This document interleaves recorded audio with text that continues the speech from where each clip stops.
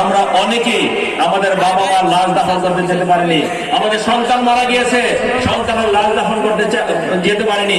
আমরা কি সেরকম পরিস্থিতি আর দেখতে চাই? আমরা অবশ্যই সেরকম পরিস্থিতি দেখতে না চাই। 12 তারিখে আমাদের ভোটে বিজয়ী হতে হবে। এখানে অনেক অপপ্রচার চলছে, এখানে অনেক অপরাধী চলছে, যারা ধর্মের নামে বেহেশতের টিকিট বিক্রি করে। আমরা বলতে চাই, টিকিট দিয়ে কেউ কোনোদিন বেহেশতে যেতে পারে না। বেহেশতে যেতে হলে বেহেশতে যাওয়ার মতো কাজ করতে হবে, জনকল্যাণে কাজ করতে হবে। জনগণের জন্য কাজ করে যারা, জনকল্যাণে যারা কাজ করে তারাই বেহেশতে যাবে। আল্লাহ রাব্বুল আলামিন তাদেরকে বেহেশতে দিবে, কোনো ব্যক্তি বেহেশতের টিকিট দিতে পারে না। 30শে ডিসেম্বর আমাদের নেত্রী দেশনেত্রী বেগম খালেদা জিয়া মারা গিয়েছেন। তার পূর্বে তিনি অসুস্থ ছিলেন। অসুস্থ অবস্থায় বেগম খালেদা জিয়ার জন্য সারা বাংলাদেশের মানুষ, সারা পৃথিবীর মানুষ যেভাবে দোয়া করেছে, বাংলাদেশে কি দেখেছেন জিয়াউর রহমান ছাড়া আর কেউ জন্য এরকম দোয়া করতে? আপনারা দেখেন না। তার মানে কি, যাকে আল্লাহ রাব্বুল আলামিন পৃথিবীতে তার কর্মের কারণে সম্মানিত করেছে, আল্লাহ রাব্বুল আলামিন পরকালেও তাকে অনেক সম্মান দান করবে, এটা আমরা বিশ্বাস করি। আমরা মুসলমান, ভালো কাজ করলে তার প্রতিফল আমরা পাবো, খারাপ কাজ করলেও তার প্রতিফল আমরা পাবো। বেগম খালেদা জি যেহেতু সারা দেশের মানুষের কাছে এতটাই জনপ্রিয় ছিলেন, আমাদের মা বোনদের কাছে এতটাই জনপ্রিয় ছিলেন, যার কারণে সারা দেশের মানুষ তার কাছে দোয়া করেছে। আমরা দোয়া করি আমাদের সেই নেত্রীকে আল্লাহ রাব্বুল আলামিন জান্নাতুল ফেরদৌস দান করুক। এই কথাটা বলার উদ্দেশ্য হলো, আমরা রাজনীতি করি, আমরা যদি জনগণের কল্যাণে কাজ করি, জনগণ আমাদের সাথে থাকবে, জনগণ আমাদের পাশে থাকবে। এবং ভবিষ্যতে আমাদের মৃত্যুর পরে জনকল্যাণে যেহেতু আমরা কাজ করেছি, জনগণের কল্যাণে যেহেতু আমরা কাজ করছি, আল্লাহ রাব্বুল আলামিন আমাদের সাথে থেকে, আমাদের পাশে থেকে আমাদের জান্নাতের সর্বোচ্চ জায়গায় মর্যাদা দান করবে ইনশাআল্লাহ। তা আমাদের বক্তব্য, আমরা কোরআন সুন্নাহ অনুযায়ী চলি। আমরা মুসলমান, আমরা এখানে অতিরিক্ত কথা বলবো না। আমরা মুসলমান হিসাবে আমার ধর্মের জন্য আমার যে কাজগুলো করা দরকার, আমি এবং আমরা সবাই সেই কাজগুলো করি। তবে একটা কথা খেয়াল রাখবেন, আমরা ইসলামকে, ধর্মকে সর্বোচ্চ প্রাধান্য দিয়ে কিন্তু একমাত্র রাষ্ট্র পরিচালনা করেছে বিএনপি, শহীদ রাষ্ট্রপতি জিয়াউর রহমান, বেগম খালেদা জিয়া।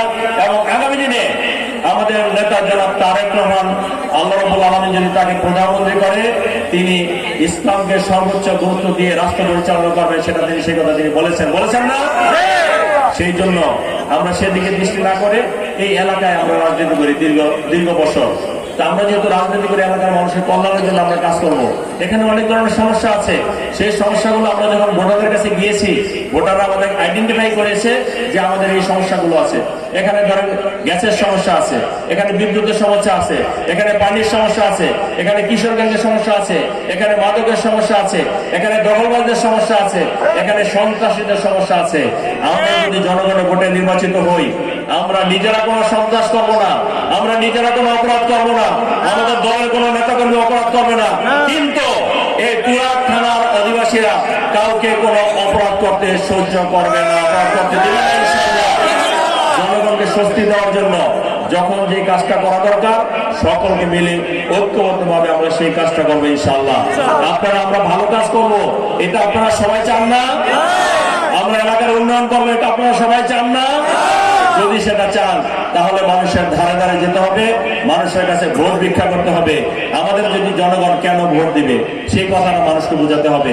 এদেশে যতবার ভোট হয়েছে, সুস্থ ভোট হয়েছে, ততবার কিন্তু বিএনপিকে ভোট দিয়েছে, ধানের শেষকে ভোট দিয়েছে। আগামী 12 তারিখ ইনশাআল্লাহ সুস্থ ভোট হবে এবং ধানের শেষে ভোট দিবে। কথাটা ঠিক না? যদি কথাটা ঠিক হয়, আপনারা কাজ করেন। আর এই এলাকাটা মোস্তফা জামানের এলাকা। আমরা বিশ্বাস করি আমাদের 14টা ওয়ার্ডের মধ্যে 3টা ওয়ার্ড হলো এই তুরাগ থানা, এবং এখানে বসবাস করেন মোস্তফা জামান সাহেব, তার নিজের এলাকা। আমি বিশ্বাস করি ব্যক্তিগতভাবে যে আমাদের 14টা ওয়ার্ডের মধ্যে এই 3টা আসলে, এই 3টা ওয়ার্ডের যে রেজাল্ট হবে, 14টা ওয়ার্ড হচ্ছে সর্বোচ্চ রেজাল্ট হবে 3টা ওয়ার্ডে। মোস্তফা জামান সাহেব নিজে বলে গিয়েছেন যে এটা আমার এলাকা, এখানে সর্বোচ্চ ভোট দিয়ে ধানের শেষকে পাস করাতে হবে, সর্বোচ্চ ভোট দিয়ে এস এম জাহাঙ্গীরকে পাস করাতে হবে। আর আমি কথা দিচ্ছি, যদি আল্লাহ রাব্বুল আলামিন 12 তারিখে আপনাদের ভোটে আমাকে নির্বাচিত করে মোস্তফা জামান সহ আমরা মহানগরী যে সমস্ত নেতৃবৃন্দ আছি সকলকে নিয়ে ঐক্যবদ্ধভাবে আমরা সবাই এমপি হিসাবে আপনাদের সামনে এসে আপনাদের সাথে কাজ করবো ইনশাআল্লাহ। কোনো বৈষম্যের শিকার হবে না। অনেকে বৈষম্যের কথা বলে, দলের ভিতরে আবার বৈষম্য কি? আমি বিএনপি করি, আপনি বিএনপি করেন। আমরা বিএনপির প্রতিটা কর্মী জনাব তারেক রহমানের নির্দেশনার দিকে তাকিয়ে থাকি। উনি যখন যে নির্দেশনা দেয় সেই নির্দেশনা মেনে আমরা কাজ করি। যাই হোক, অনেক রৌদ্র মিত্র আপনারা দীর্ঘক্ষণ আছেন, বক্তব্য দীর্ঘায়িত পাবো না। আমি শুধু কথা বলতে চাই, আগামী 12 তারিখ আমরা প্রতিটি কর্মীকে ভোট কেন্দ্র পাহারা দিতে হবে। কিছু মানুষ ভোট নিয়ে ষড়যন্ত্র করছে, মানুষের ভোটাধিকার নিয়ে ষড়যন্ত্র করছে। আমাদের কাছে, জনগণের কাছে কি ষড়যন্ত্র করে পার পাবে? আমরা ভোট কেন্দ্রে থাকবো এবং প্রিজাইডিং অফিসার ভোট কেন্দ্রে যতক্ষণ রেজাল্ট ডিক্লেয়ার না করবে, আপনার বুথে যতক্ষণ বুথে ভোট ডিক্লেয়ার না করবে, রেজাল্ট শিট আপনার হাতে না দেবে, ততক্ষণ আমরা ভোট কেন্দ্রে থাকি আমার অধিকার আমি আদায় করে নিব ইনশাআল্লাহ। আমরা পারবো না ভাই? আমরা হাতে দেখে আমরা পারবো না?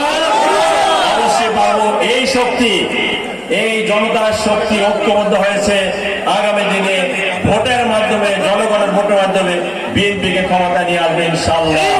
এবং ভোটের দিন 12 তারিখ আমরা রোজা থাকি, আমরা মনে করবো আমরা রোজা থাকবো এবং প্রতিটা ভোটে একটু কথা এসেছে, আমি সেই জন্য বলছি প্লিজ এই আস্তে আস্তে আস্তে ধরো। একটা কথা উঠেছে যে ওই ভোট বাহিনী নাকি ভোটার ব্যালট, শোনেন একটু প্লিজ, দেখো ভোট বাহিনী নাকি বাইরে ভোটার ব্যালট ছাপিয়েছে। যদি ব্যালট ছাপিয়ে থাকে তাহলে সে ব্যালটটা তো ভোট কেন্দ্রে নিতে হবে, হবে না? সেই ব্যালট সেখানে তো একটা ব্যালট দেওয়ার কথা। আপনাদের সামনে ব্যালট বাক্সে বসবে, তাই না? পুলিশ এজেন্ট থাকবে সেখানে, তার সামনে বাক্সে খাওয়াবে। যদি কোনো কারণে মনে হয় যে সেখানে একাধিক ব্যালট থাকার সম্ভাবনা আছে, সাথে সাথে ধরে ফেলবেন। অন্যায় করে কাউকে ছাড় দেওয়া হবে না। আমি বারবার বলছি, আমরা নিজেরা কোনো অন্যায় করবো না, কিন্তু কোন অন্যায়কারীকে প্রশ্রয় দেব না ইনশাআল্লাহ। জনগণের ভোটাধিকার নিয়ে অতীতে যারা ছিনিমিনি করেছে, জনগণের ভোটাধিকার নিয়ে অতীতে যারা খেলাধুলা করেছে, আগামী দিনে এই নতুন বাংলাদেশে জনগণের ভোটাধিকার নিয়ে আর কেউ হেলাফেলা করতে পারবে না, কাউকে সেই সুযোগ দেওয়া হবে না। সেই জন্য ভোট কেন্দ্রে যারা থাকবেন সকলকে সতর্ক থাকতে হবে। বিশেষ করে পুলিং এজেন্ট যারা থাকবেন তাদের সকলকে সতর্ক থাকতে হবে। আপনারা ভিতরে সতর্ক থাকবেন, আমরা বাহিরে সতর্ক থাকবো। কোন অন্যায় অপরাধীকে ছাড় দেওয়া হবে না ইনশাআল্লাহ। তবে আমরা নিজেরা কোনো অপরাধ করি না এবং কোনো অপরাধ করবো না। এই যে নির্বাচন চলছে, আমরা কি বড় দল মানুষ মনে করে? আমরা নিজেরাও মনে করি, কিন্তু আমরা তো নির্বাচন কমিশনের সমস্ত আইন কানুন মেনে চলতেছি। একটা জায়গায় নির্বাচনী আইন কানুনে ব্যর্থ হয়নি, কিন্তু অনেকেই দেখেছি অনেক ব্যর্থ করেন, তারপরে আমরা কোনো অভিযোগ করি না। আমার বক্তব্য হলো, আমরা সবাই মিলে একটি সুন্দর বাংলাদেশ গড়তে চাই। আমরা সবাই মিলে জনগণের যে অধিকার আছে অধিকার রক্ষা করতে চাই। আমরা সবাই মিলে ভাগ্যের পরিবর্তন করতে চাই। কার নেতৃত্বে? তারেক রহমানের নেতৃত্বে।